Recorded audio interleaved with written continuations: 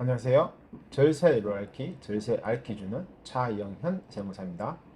작년에 다니TV에서 새로 만든 사이트 잉클에서 법인 컨설팅 관련해서 촬영을 했었는데요. 제가 촬영을 했지만 이걸 누가 보겠어 하고 신경을 안 썼는데요. 며칠 전에 잉클에서 메일이 온 게 있어 혹시나 싶어 들어가 봤더니 몇몇 분들이 제법 보셨더라고요. 수익도 많지는 않지만 어느 정도 발생이 됐고요. 그걸 보니 욕심이 조금 나더군요. 그래서 제가 공지한 책을 설명해 드리면 창업하시는데 많은 도움이 되실 것 같아 잉클에 강의 제안을 해 놓았는데요. 어찌 될지 모르겠지만 어제와 같은 오늘이 되지 않고 재미난 일들이 계속 일어나는 것 같아 즐겁네요. 영상 촬영하게 되면 다시 소개해 드리고요. 오늘은 두 번째 이야기, 자금, 출자 자금에 대해서 설명해 드릴까 합니다. 그럼 시작하겠습니다. 사업을 하는데 우선적으로 고려해야 하는 것이 바로 사업 자금입니다. 저축해 놓은 본인 돈을 사용하거나 금융권 대출을 이용하거나 지인으로부터 투자를 받는 방법 등이 있는데요. 내 돈 없이 대출만으로 사업을 하면 이자 갚는데 급급해지고 추가로 자금을 차입해야 하는 상황이 벌어집니다. 따라서 대출은 이자 상환 능력 등을 고려하여 신중하게 하고 어느 정도 자기 자본을 가지고 사업을 시작하는 것이 좋습니다. 사업자금 대출받기. 대출 심사를 하는 데 있어서 연체율, 연체 횟수 등을 고려하기 때문에 1,000원, 2,000원의 통신요금 미만만으로도 대출을 받는데 치명적인 악영향을 줄 수 있으므로 미리미리 관리해야 합니다. 그리고 신용등급이 중요하므로 카드론이나 제2금융권의 대출이 있는 경우에는 상환 후에 대출을 신청하는 것이 좋습니다. 신설법인의 경우 사업 초기에 매출은 낮고 수익보다 비용이 더 많다 보니 시중은행에서 대출을 받기 어렵습니다. 매출이 낮은 경우 대표이사의 신용도 및 대표이사의 지분율이 51% 이상인지가 중요합니다. 그러다 보니 대표이사의 지분율이 51% 이상이면 회사 명의로 대출을 받는다고 하더라도 대표이사의 책임이 가중되기 때문에 금융권에서는 대표이사의 지분율이 51% 이상이길 원합니다. 부동산을 소유하고 있거나 신용등급이 양호한 경우에는 시중은행으로부터 담보대출, 신용대출을 받을 수 있습니다. 하지만 신용등급이 낮은 경우에는 햇살론 창업자금대출, 미소금융 창업자금대출을 활용할 수 있습니다. 창업자금 이용하기. 창업하는 사업자는 기본적으로 재무 기록이 없어서 사업자의 신용도를 확인할 수 없어 필요한 자금을 금융기관에서 차입하는데 어려움이 많습니다. 법인의 경우 기술력을 가진 아이템이 있다면 기술신용보증기금에서 기술력을 평가하여 보증서 발급을 검토할 수 있습니다.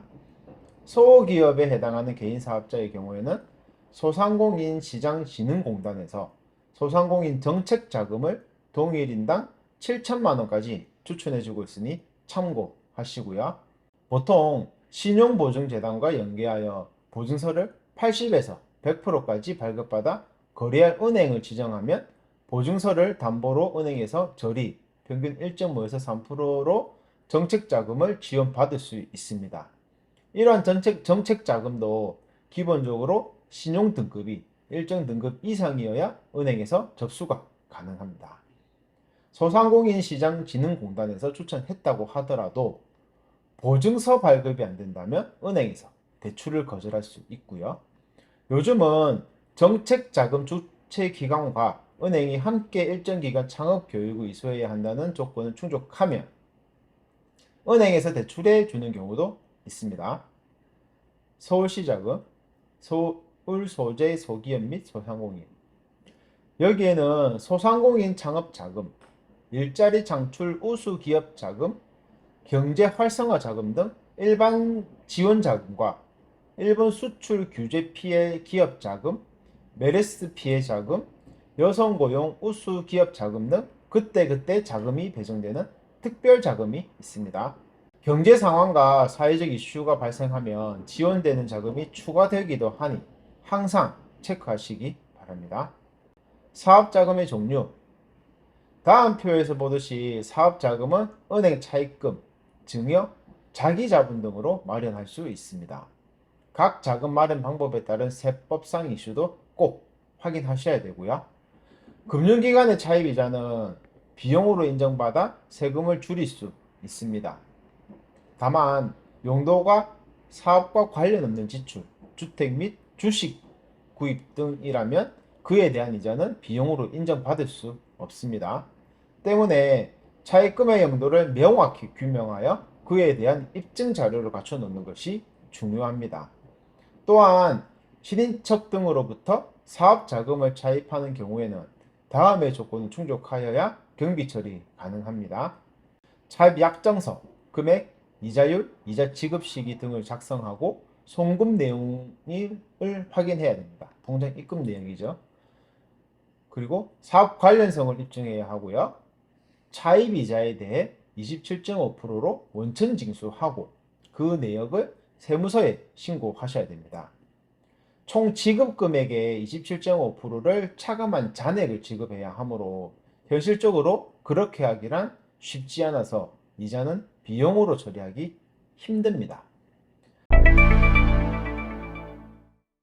이상 창업 자금에 관하여 알아보았는데요. 내 돈으로 시작하는 방법, 국가의 도움을 받는 방법, 지인의 도움을 받는 방법 등이 있는데요. 각각 장단점이 명확해 보입니다. 사업 시작하기 전에 누구한테 어떤 도움을 받을지 미리 체크하셔서 사업 창업 자금 마련하시기 바랍니다. 그럼 다음 시간에 더 좋은 정보를 가지고 찾아뵙도록 하겠습니다. 감사합니다.